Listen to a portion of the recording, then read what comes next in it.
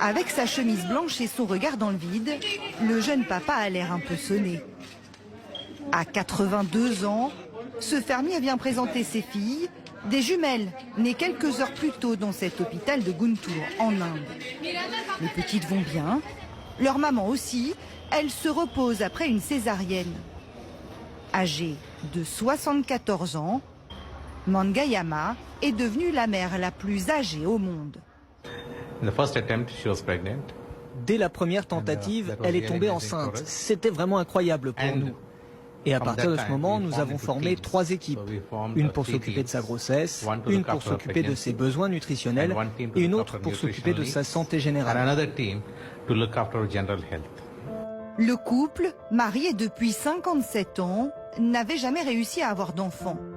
Dans un pays où les femmes subissent une forte pression à devenir mères, les époux ont finalement eu recours à la fécondation in vitro dans un hôpital privé. C'est pas un miracle, ou alors c'est un miracle qu'elle soit pas morte. Parce que à 70 ans, la grossesse c'est quelque chose de difficile. Et il a fallu sans doute qu'elle ait beaucoup de chance de ne pas succomber à toutes les complications de son corps. Hypertension, AVC, infarctus, tout ce que vous voulez. Et arriver à ne pas mourir au moment de l'accouchement, au moment de la grossesse. Un miracle, ou plutôt un exploit médical. Du fait des progrès accrus en matière de PMA, de procréation médicalement assistée, le nombre de grossesses ultra tardives ne cesse d'augmenter. Pour l'heure, seule la Grande-Bretagne a mesuré la hausse de ses grossesses, plus 165% entre 2000 et 2013 au Royaume-Uni. 3 femmes de plus de 50 ans accouchent chaque semaine outre-Manche. Au Mexique, c'est une mère de 58 ans qui câline l'un de ses jumeaux. Elle aussi a eu recours à une PMA. Le désir de maternité a été plus fort que les craintes pour sa santé. Victoria et Victor Manuel sont nés un petit peu avant terme, à moindre mal. Ils m'ont parlé du risque de la césarienne, qu'il pouvait y avoir des saignements. La grossesse a été particulièrement suivie dans l'hôpital, comme toujours lorsqu'il s'agit d'une grossesse tardive.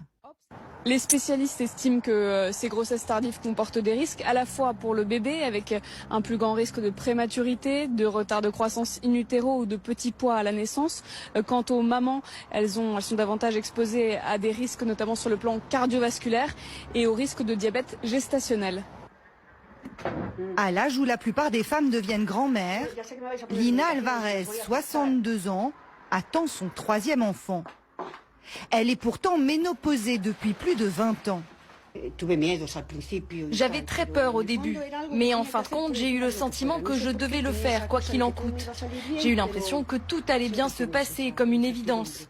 On m'a implanté un embryon à cause de mon âge et de circonstances familiales. Et avec cet embryon, la grossesse a commencé. Une grossesse parfaitement normale.